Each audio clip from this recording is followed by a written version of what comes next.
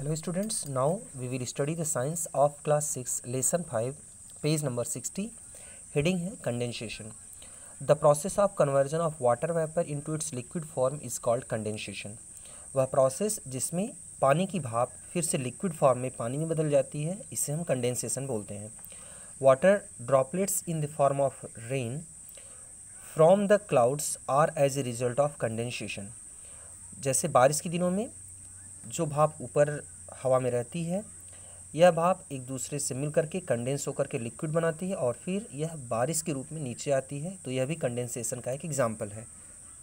The clouds are formed by the process of evaporation.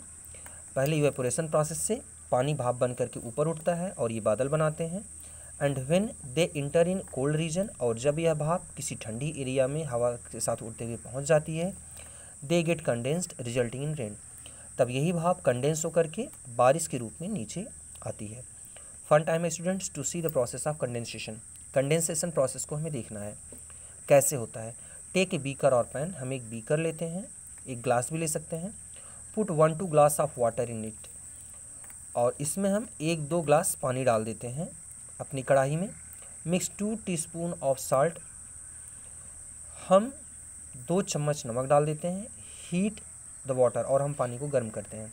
After some time the water will start to boil and you will see the water vapours rising upwards. जब पानी उबलने लगेगा तो आप ये देखेंगे कि पानी भाप बन करके ऊपर उठ रहा है. Take a plate and collect water vapour on it. एक प्लेट लीजिए और प्लेट से इस वाटर वेपर को ऊपर जाने से रोक दीजिए. Remove it after some time. थोड़ी देर बाद हम प्लेट को हटाते हैं. What you will observe. आपने क्या देखा? You can see the water vapours again changes into water. आप ये देखेंगे कि प्लेट के नीचे हमारे पानी की कुछ बूंदें हैं. ये कैसे बनी? भाप जब इस प्लेट से टकराई तो ठंडी होकर के पानी की बूंदों में बदल जाती है. स्टूडेंट्स, अगली हेडिंग है separating insoluble solid from liquids. ऐसे सॉलिड जो पानी में नहीं घुलते हैं उन्हें हम कैसे अलग करें, उनके मिक्सचर को हम कैसे पानी से ऐसी चीज़ों को अलग करें. तो इसमें स्टूडेंट्स 2 चीज़ें होती हैं, सेडिमेंटेशन और डिकेंटेशन. सेडिमेंटेशन क्या होता है? The process of settling down of heavier insoluble particles in a mixture, liquid and insoluble substance is called sedimentation. जब पानी में हम कोई insoluble चीज़ डालते हैं तो हम थोड़ी देर बाद देखते हैं कि जो चीज़ें भारी होती हैं वो नीचे बैठ जाती हैं. जैसे स्टूडेंट्स, अगर आप एक गिलास पानी में अगर आप बालू डालेंगे, इसे कितना भी हिला दीजिए और जब थोड़ी देर के लिए आप इसे छोड़ देंगे तो थोड़ी देर बाद बालू या कंकड़ जो भी उसमें रहेगा वह नीचे बैठ जाता है. तो भारी चीज़ों को नीचे बैठ जाना ये जो होता है इसी प्रोसेस को हम बोलते हैं सेडिमेंटेशन. स्टूडेंट्स, अगला है decantation. The process of transferring the clear liquid after sedimentation without disturbing the insoluble heavy particles sediments is called decantation. Students, जो सॉलिड पार्टिकल्स नीचे बैठ जाते हैं इन्हें हम सेडिमेंट्स बोलते हैं. तो जब सेडिमेंट्स या हैवी पार्टिकल्स नीचे बैठ जाते हैं तो बहुत ही धीरे से पानी को अलग कर देना इस तरीके से जिससे जो हैवी पार्टिकल्स हैं वो नीचे ही रह जाएं और पानी अलग हो जाए, इसी प्रोसेस को हम बोलते हैं डिकेंटेशन. जैसे आप एक गिलास में पानी ले लीजिए, उसमें खूब अच्छी तरीके से बालू मिला लीजिए, फिर इसको आप आधे घंटे के लिए छोड़ दीजिए, पूरी की पूरी बालू नीचे बैठ जाएगी. अब आप धीरे से बिना डिस्टर्ब किए हुए ग्लास को तिरछा करके पूरा का पूरा पानी निकाल सकते हैं और नीचे केवल आपका बालू बचेगा. तो इसी प्रोसेस को हम कहते हैं decantation. Students, for example, a mixture of water and oil, both the above methods are used to separate insoluble solid from the liquid mixture. तो ये जो ऊपर की सेडिमेंटेशन और डिकेंटेशन प्रोसेस दी गई हैं, इस मेथड से हम insoluble solid को किसी लिक्विड मिक्सर से निकालते हैं. The method are also used to separate liquid from other liquid. इस मेथड से हम 2 लिक्विड को जो एक दूसरे में insoluble होते हैं उन लिक्विड्स को भी एक दूसरे से अलग कर सकते हैं. फॉर एग्जाम्पल, जैसे a mixture of water and oil form 2 different layers on one another. अगर हम पानी और तेल को मिला दें, खूब अच्छी तरह से मिलाएं और फिर छोड़ दें तो तेल हल्का होता है और ये पानी के ऊपर तैरने लगेगा. They can be separated by sedimentation and then decantation. तो अब इस तरीके से जब पूरा तेल ऊपर जमा हो जाता है और पानी नीचे आ जाता है तो हम सेडिमेंटेशन प्रोसेस और डिकेंटेशन प्रोसेस से बहुत ही धीरे धीरे पानी और तेल को अलग अलग कर सकते हैं. स्टूडेंट्स, आगे है heading fun time to separate the water and sand from their mixture by the sedimentation and decantation process. तो इसमें स्टूडेंट्स बहुत ईजी है। हम सबसे पहले क्या करते हैं कि बालू को हम ग्लास के पानी में घोल देते हैं, फिर उसे अच्छी तरीके से हिला देते हैं। थोड़ी देर बाद पूरा का पूरा जो बालू है ये नीचे बैठ जाएगा और फिर बहुत ही धीरे धीरे बिना ग्लास को डिस्टर्ब किए हुए पानी को और बालू को हम लोग अलग अलग कर देते हैं। अब स्टूडेंट्स हम लोग पेज नंबर 61 देखेंगे। इसमें सबसे ऊपर हेडिंग है loading. In the sedimentation process the heavier particle settle down at the bottom. Sedimentation process में क्या होता है कि जो भारी पार्टिकल होते हैं वो नीचे बैठ जाते हैं।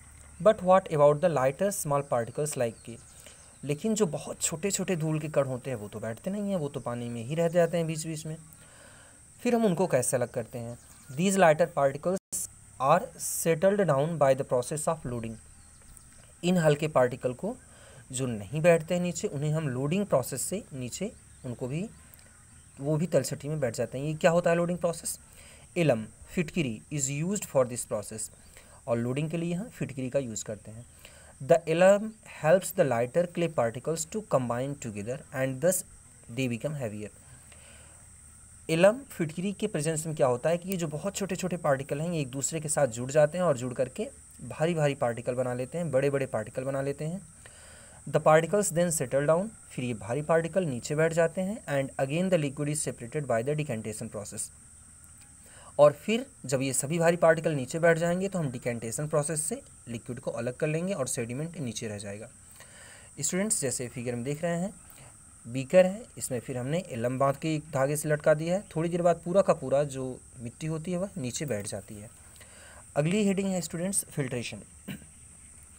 ए tea strainer is used as a filter to separate the tea leaves after making the tea. Students हमारे घर में चाय प्रतिदिन बनती है। हम क्या करते हैं कि एक छन्नी की सहायता से हम अपनी चाय को छान करके अलग कर देते हैं, और हमारी सिर्फ चाय जो पीने वाली होती है ये अलग हो जाती है और चाय की पत्ती अलग हो जाती है। This process is called filtration. तो इस प्रोसेस को हम फिल्ट्रेशन बोलते हैं।